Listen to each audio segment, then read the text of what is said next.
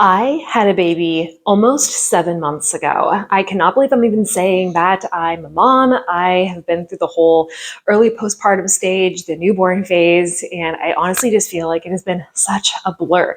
So I'm honestly just now starting to sit down and film this video for you guys. I know when I was pregnant, this is what I really was interested to know, is what other moms' experiences were like giving birth. And so today I am going to be sharing my birth story as well as some of my pregnancy experiences before I gave birth while being pregnant overseas in Poland. So if you guys are new to my channel, my name is Sarah and I talk a lot about nutrition and food and now baby content, I suppose, because I have a little 7-month-old. So I'm not going to be showing his face on camera because I'm not comfortable doing that, but you guys will be seeing like some pictures and other things like that of kind of like my whole experience. So if you guys are interested in learning more about my birth story as well as experiences by being pregnant overseas, then go ahead and keep on watching. I hope you guys find this video helpful and insightful because again, I know when I was pregnant, I watched these all the time. So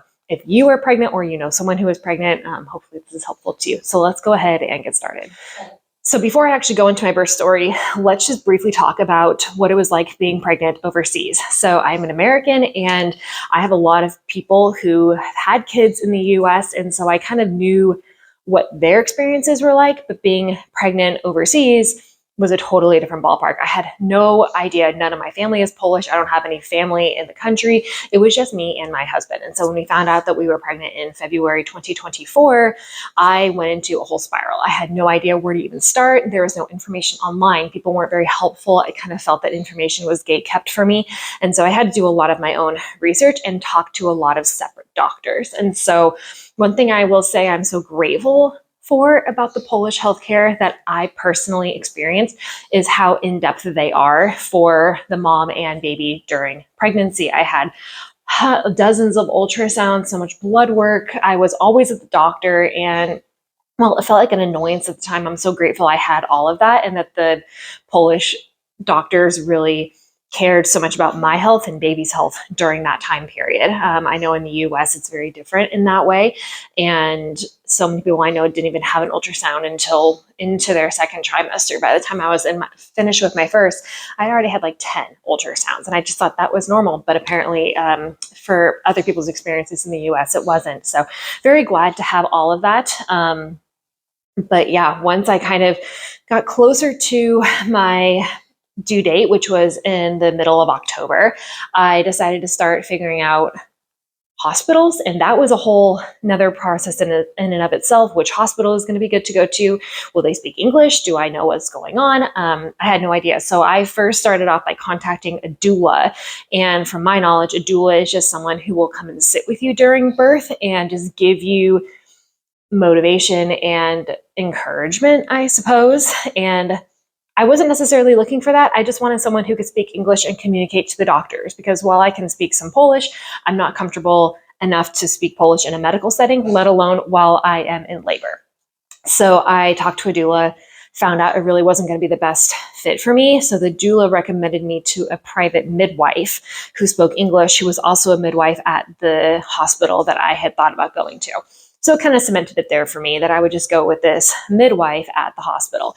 What I really liked about her is that she spoke English and Polish. It was very comfortable to work with her. She came to my house a few separate times just to go over a birth plan and just check on me to see how I'm doing.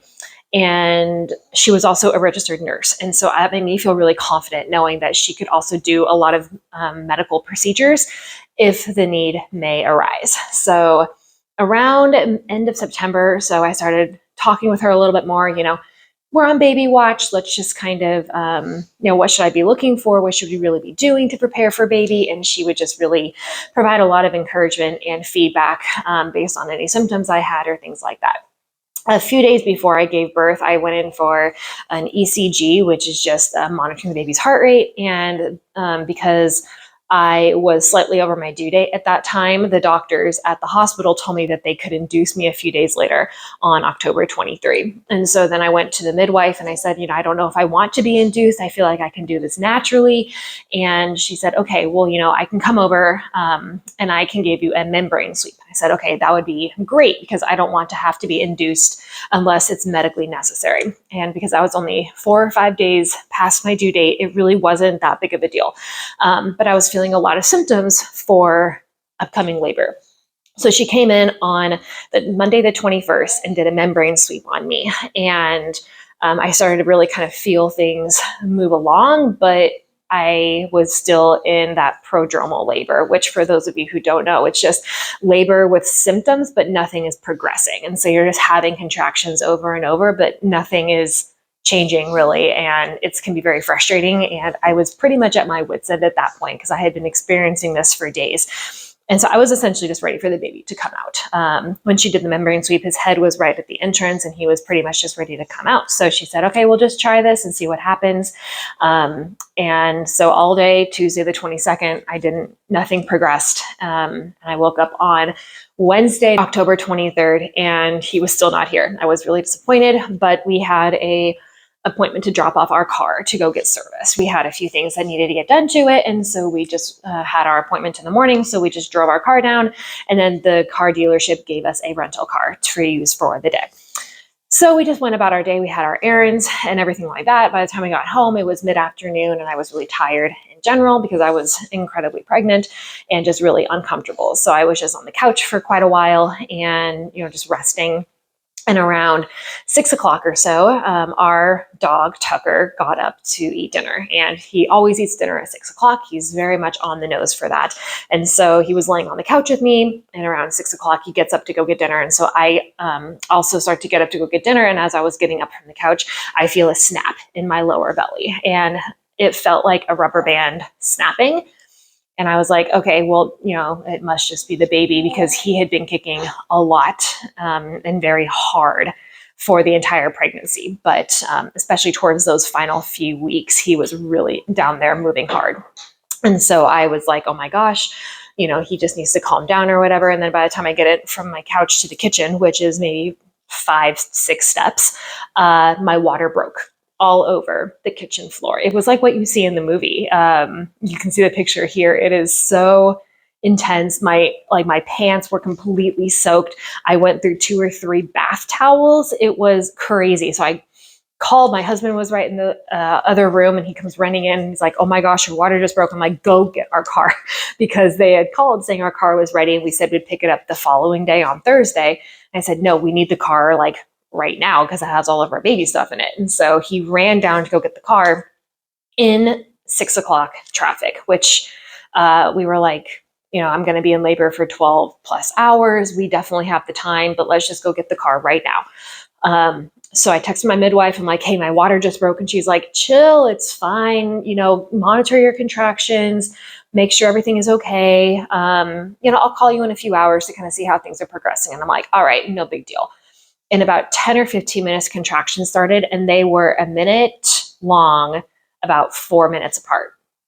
And I was like, this seems really fast. All of my friends had labors and everything. And it didn't seem like it was happening that fast. It seemed like contractions were 10 minutes apart, 9 minutes apart. Mine were 4. And they were a minute long, and they were intense. And I was like, oh, well, this maybe is normal. I don't know. But I texted my midwife after an hour. I was like, hey, this is what's going on. I sent her a screenshot of the contractions that I was timing. And she's like, you might want to go to the hospital. I was like, okay. And she's like, can you still breathe through? I'm like, they're getting a little harder to breathe through, but I can still talk okay. And she's like, well, you might want to just go anyways. We might be a little early, but that's okay. So by this time, my husband was still not back from getting the car.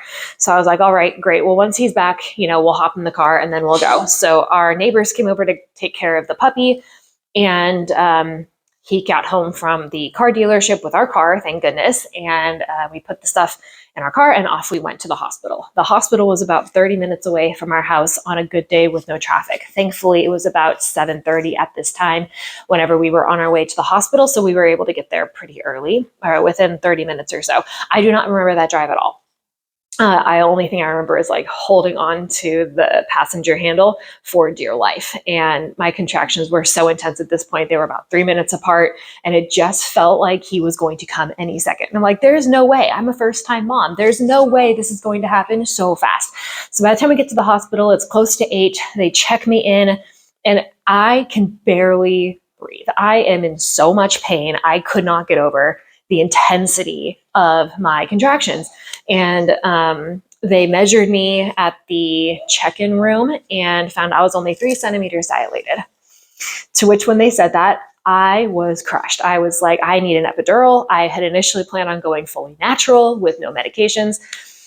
I was like almost ready to bow out. I'm like, I need this. If this is only a 3, there's no way I can make it all the way to the end feeling the way that I am. The contractions are so strong. They are so intense. I've never felt anything like that. I can't do it. By that time, my midwife had already shown up, and she was like, okay, well, let's just get you to your room and let's go ahead and get you set up. And the room that was available was the birthing center. And I really wanted to have a water birth, and that is exactly what was open. So they moved me into the birthing center with the big jacuzzi tub. And I was so grateful for that. But I just was in so much pain that I couldn't even walk into the room. They had to almost carry me into the room because it was so bad. So then the midwife decided to put me into like another ECG monitor and just monitor the baby. She's like, you need to be still for about 45 more minutes. I know it's kind of hard, but you just need to be still. And she, at this point, probably thought I was like the biggest wuss on the whole planet because I just could not sit still. I was screaming. Everything was just crazy. And she was like, wow, you're only a 3. This is kind of crazy to have you be in this much pain. So about after 15, 20 minutes of being hooked up to the ECG, I was inconsolable. It was awful. And so she's like, okay, I need to measure you. So it had been about 30 minutes after check-in when they measured me, and I was at a 3. She checked me again. I was at a 6. And she's like, we don't have time for any of this. We need to get the bath filled, and we need to get you in now because the baby's going to come. So they filled up the bath. They only made it about halfway before I was ready to push. And I had made it to a 9 within like an hour of being admitted. I had just gone from a 3 to a 6 to a 9. And it was just so intense. The doctors were all rushing in. Everyone was so chaotic. My husband was trying to figure out what was going on because everyone was just speaking Polish. There was no English. We were just like, what is happening? I was out of it. He was out of it. It was so crazy. And so by the time I get into the bath, I swear to God, the instant the water hit my ankles, the pain reduced by 40%. I don't know what it was, but it was so nice. So anyways, I was in the bath for a while, laboring, and I was honestly just ready to push. So we just started pushing, and I think it was maybe 2 pushes. They gave me a shot of oxytocin, and he came out on the 3rd push. Within 2 hours of being admitted, the baby was out, which was the most wild thing. None of the doctors had been prepared for that. The nurses weren't ready. The midwives were in shock. I was flabbergasted. So I had a 4.5-hour labor, completely natural. None of us were ready for that. So anyways, the baby came out. He got a 10 on the APGAR score, which I was shocked at. Like that's, for those of you who weren't familiar, an APGAR score is how alert they are at birth. He got a 10. He was very alert, very healthy, very active. He was looking around. He was already moving. Everyone was like, wow, that's great. They put me over on the table, and we're trying to ease out the placenta because the placenta had not come out yet. And so they were definitely getting concerned about that. So they had to do a few different medical procedures to get the placenta out. Thankfully, I did not need surgery for that, but that was something that they were concerned about. So after that, then they kind of fixed me up and everything like that. And by 11:15 p.m., we were already in cozied up and having phone calls with family. It was so crazy to me to think that just a few hours ago we were at home without a baby, and then all of a sudden here we are with a baby. And that was really the craziest experience ever. After birth, my midwife came over and was just apologizing. I'm so sorry I wasn't communicating with you, but everything happened so fast. None of us were ready, that we were just all talking in Polish to each other to make sure that everything was okay and that you were okay. So sorry we weren't as communicative. That just never really happens with everything going so fast for a first-time mom specifically. So we're all very grateful that he was not born in the car because had I waited any longer, he would have been born in the car. So very glad about that. Once I gave birth and they had given us like a few hours in the water birth center to, rest and kind of slightly recover, they moved us into our private apartment. So I had paid additionally for a private apartment. Here in Poland, you would share a bedroom or a hospital room with someone else. The room is really small. It has 2 beds next to each other, and then your babies also stay in there. And I just knew that I didn't want to be in a room with another new mom with another crying baby with my new baby. I just didn't feel comfortable to me. So I paid for a private room, and I am so grateful that I did because it was so worth the price. And so they moved us into the private room, and I stayed for 3 nights. That's standard here, and from how I understand in Poland, is to stay for 3 nights unless you have you needed another surgery or something was wrong with you or the baby. But we were there for 3 nights, and it was so comfortable and so nice just to have doctors there checking on me and checking on the baby. And he was totally fine. He had a tongue tie they reversed right there at the hospital. They showed, help with breastfeeding and had a lactation consultant come in. They were always checking his vitals, always checking on how I was doing. They had ultrasounds coming in for both him and me. And I just felt very safe at the hospital. And by the time I got home, I wasn't confident taking care of a baby, but I didn't feel like I was going to be left with 10 million questions because the nurses and doctors were so good at the hospital to answer anything that I had. And then one other thing that I found very helpful when it came to paying for all of this, I had a private midwife come to our house for 6 weeks. It's standard for a midwife to come to your house for 6 weeks in Poland. But I made sure that it was an English-speaking midwife, so that was an extra fee. But for me, again, it was totally worth it because she would come to our house every week, every 2 weeks for those first 6 weeks, check on me, check on the baby. Is he doing good in the bath? Is he latching correctly? Is he eating enough? What's his weight? Is he active? Is he moving? Is he meeting those initial milestones that he should be meeting? How am I healing? Are things looking good for me? Is my uterus shrinking down? Has the bleeding stopped? That kind of stuff. So forever grateful for the private midwife. So all things wrapped up for the midwife for birth, for the private apartment, and for the English-speaking midwife coming to the house it was around 6,000 zloty, which in USD is about $1,500. That was for everything all included. My sister-in-law had a baby last year, and she had home birth at home in the tub, obviously, and she paid $8,000 for home birth in the US. I paid $1,500 for everything, private room, midwives, the whole 9 yards. So while I could have got everything for free from the Polish medical system, I paid out of pocket. And I'm so glad that I did because for me, the $1,500 is so much better than anything I would have had in the US. And I got way better care. And so I was really happy with my experience. And I am so incredibly grateful that the baby is also healthy. So I am just really grateful that I had the experience that I did giving birth overseas. I did not expect to have that happen when we got pregnant. It wasn't necessarily planned. And so we were just kind of scrambling when we found out, like, what do we do? We're having a baby in a different country. How does that work? What about the residence cards? What about his social security? What about an American being born outside the country? Like, what exactly does all of those documents look like? And we got it figured out, and that was a whole nother process. But just in terms of his birth and being so happy and healthy, I could not have asked for anything different. So I know my experience is way different than other first-time moms, but I know when I was pregnant, I watched these videos religiously because I was so interested in what other people's experiences were like. So if you are pregnant, I really hope that you found this helpful. I would just say really the only piece of advice that I have is just to go with the flow. Try to not be so stressed about everything, which is so hard for me to say because I was stressed out of my mind going up into the very last day. Baby will come when they are ready to come. And if you don't feel comfortable with anything, you need to let your doctor know because you can ultimately advocate for your own health. Don't let someone else tell you what to do unless there is a medical intervention necessary. So listen to you. You know your body best and you know your baby best. And if you ever have concerns or worries, your doctor is always there to talk to you.